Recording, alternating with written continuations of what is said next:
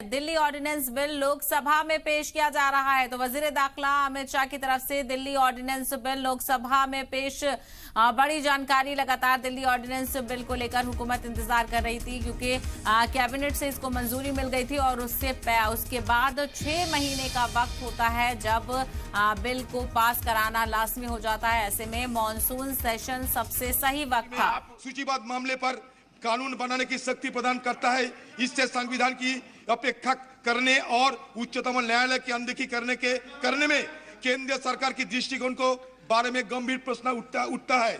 इस विधेयक का उद्देश्य उच्चतम न्यायालय की फैसले से ज्यादा स्थापित दिल्ली सरकार के अधिकार और उसकी स्वतंत्रता को कम करने का है। उच्चतम न्यायालय के फैसले को बदलने की कोशिश कर और दिल्ली सरकार के मामले में हस्तक्षेप कर केंद्र सरकार संघवाद के सर आई राइज टू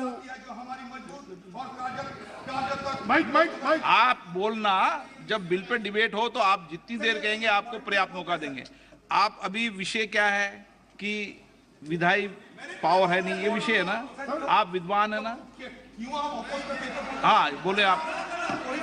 हाँ बोलने का जब इच्छा तो भी नहीं बोलने का मौका मिलेगा। आपको पर्याप्त ये क्या बात है सर? बोलेंगे सर। ये संक्षिप्त 4 बिंदु पे सर, एक बिंदु आप पता नहीं आप माइक दिया माइक चालू है आपका? नहीं, ये तो अभी चालू किया सर। दोबारा पढ़ना पड़ता है। आदत मत बनाओगे। इस विधेयक का उद्देश्य उच्चतम न्यायालय की फैसले से जता स्थापित दिल्ली सरकार के अधिकार और उसकी स्वतंत्रता को कम करना है। उच्चतम न्यायालय की फैसले को बदलने की कोशिश कर और दिल्ली सरकार के मामलों में हस्तक्षेप कर केंद्र सरकार संघवाद के उस महत्व को कमजोर करना चाहती है जो हमारी मजबूत और कार्यात्मक लोकतंत्र के लिए आवश्यक है। 3 नंबर सर, आप विधायक और अध्यादेश उच्चतम न्यायालय की इस फैसले को निष्प्रभावी करने का प्रयास करते हैं जिसमें दिल्ली सरकार की शक्तियां को बहाल करते हुए कहा गया था कि अगर सरकार को अपने नौकरों पर नियंत्रण नहीं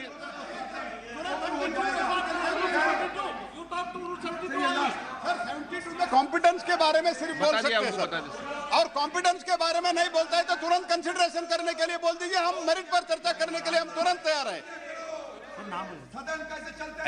एन के प्रेमचंदन जी। यस, आपका विषय, आप तो इस विषय में लास्ट सर, ये विधेयक दिल्ली में उपराज्यपाल के अधिकार का विस्तार करता है।